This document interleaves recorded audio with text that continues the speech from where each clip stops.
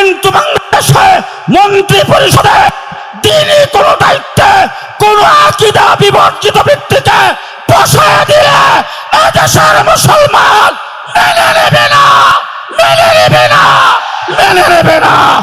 আমার কাসেম নানুতুবির জন্ম না হলে দেশ আজাদ হতো না। আমার মাহমুদুল হাসান দেওবন্দের জন্ম না হলে দেশ স্বাধীন হতো না।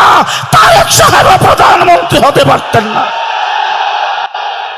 আজকে পরিষ্কার ভাষায় বলতে চাই, যারা ইসলামী মূল্যবোধের নাম দিয়ে ক্ষমতা গ্রহণ করেন, যারা মাথায় পুট্টি বেঁধে হাতে তসবিহ নিয়ে শপথ বাক্য পাঠ করেন, জেনে রাখেন উলামায়ে দেওবন্দের আন্দোলন না হলে দেশ স্বাধীন হতো না, আপনারাও ক্ষমতায় যাইতে পারতেন না।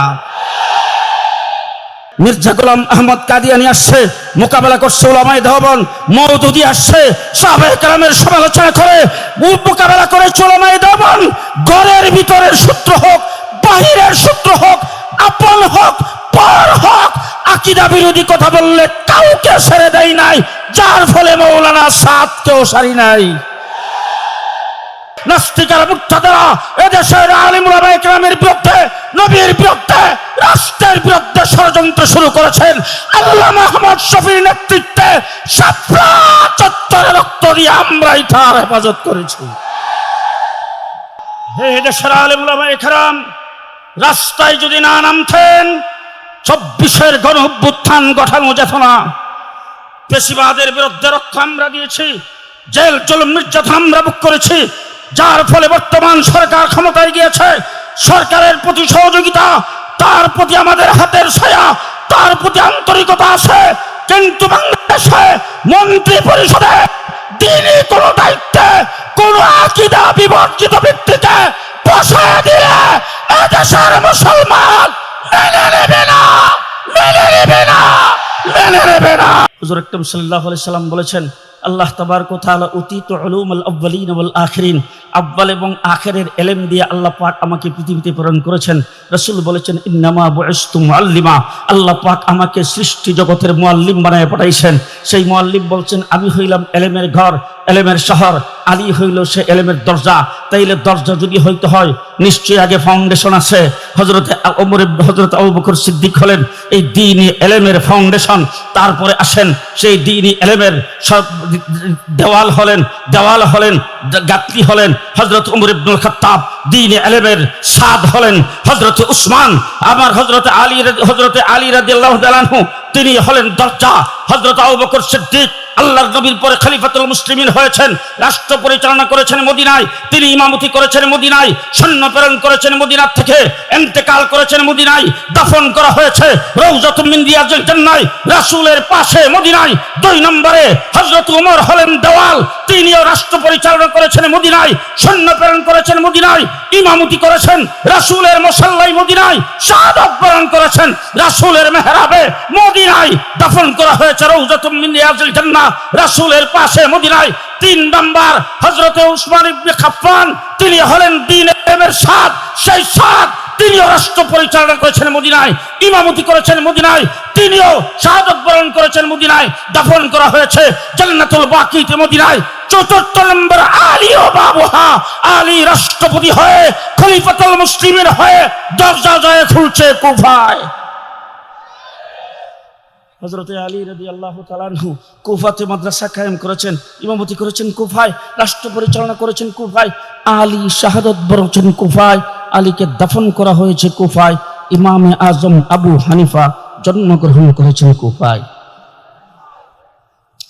আলীর দরজা দিয়ে ইলম বের হয়েছে, ইমামে আজম আবু হানিফা সেই ইলম গ্রহণ করে এই উম্মতের জন্য কুরআন এবং হাদিস থেকে ১৩ লক্ষ মাসআলা বের করে এই উম্মতের জন্য লিপিবদ্ধ করে দিয়েছেন।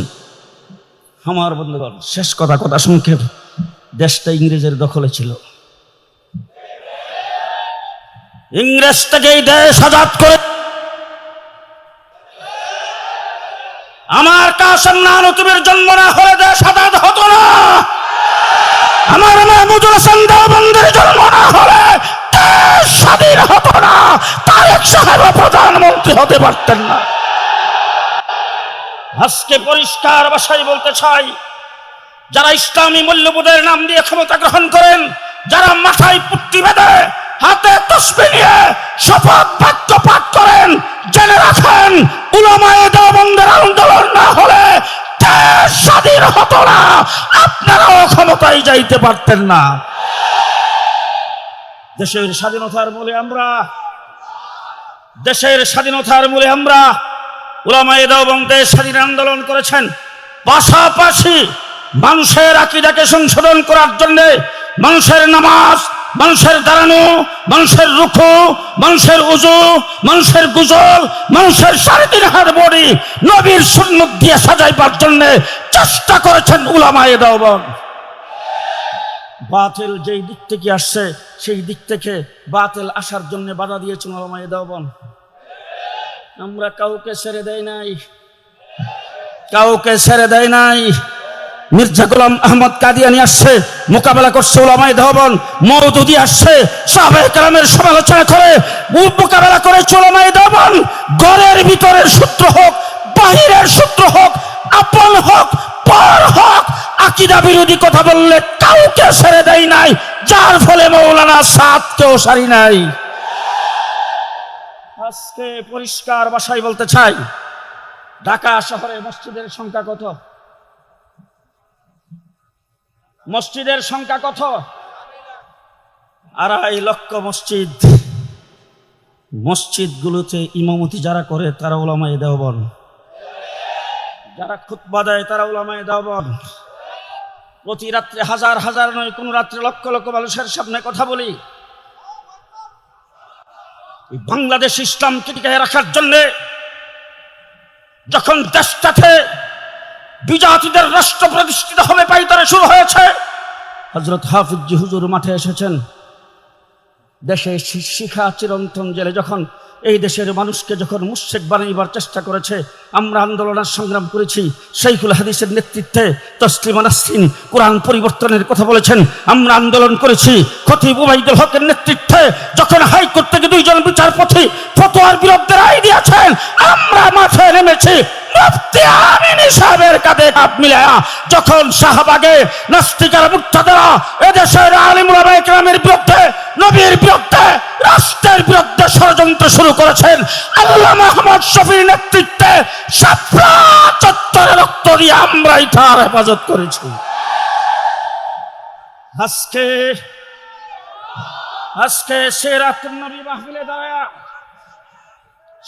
নবী মাহফিলে দাঁড়ায় পরিষ্কার ভাষায় বলতে চাই, বাংলাদেশ উলামায়ে দেওবন্দের জামাতের দেশ। জানি না আপনারা আমার সাথে একমত হবেন কিনা। আমাদের পরিচয় হলো আহলে সুন্নাতুল জামাত, হানাফি দেওবন্দি। আহলে সুন্নাতুল জামাত, হানাফি দেওবন্দি। বলেন। পরিষ্কার ভাষায় বলছি, আজকে যারা জুলাই অভ্যুত্থান নিয়ে বড় বড় কথা বলো, আজকে যারা অভ্যুত্থানের কথা বলো, শাপলা চত্বরের রক্ত না হলে 26 অভ্যুত্থান হতো না। হে দেশের আলেম উলামায়ে কেরাম, রাস্তায় যদি না নামতেন 26 গণ অভ্যুত্থান ঘটানো যেত না।